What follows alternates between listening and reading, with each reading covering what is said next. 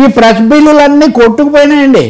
ఒక్క press bill కూడా నిలబడలేదు. ఎందుకంటే ప్రెస్ బిల్లు కంటే సోషల్ మీడియా అనేది ఇంకా విస్తారమైంది.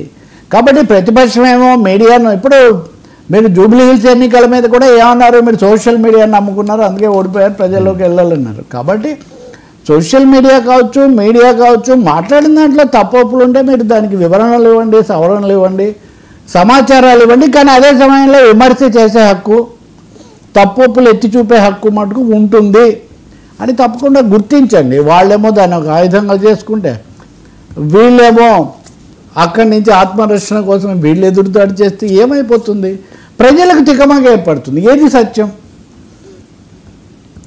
నిజంగా విశాఖ ఉక్కు కార్మికులు అసమర్థుల? విశాఖ ఉక్కు కార్మికులు ఉత్పాదకత లేదు. నేను నిన్న కూడా చెప్పే లెక్కలు, సెయిల్ కంటే విశాఖ ఉక్కు ఉత్పాదకత కనీసం 2 రెట్లు ఎక్కువగా ఉంది. అయినా సెయిల్లో కలపట్లేదండి.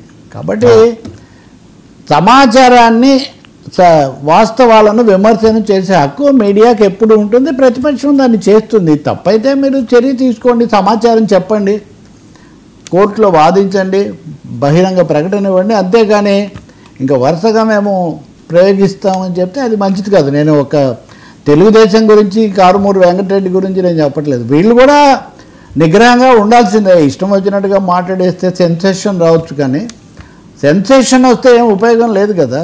సంచలనం కాదు, చలనం రావాలి.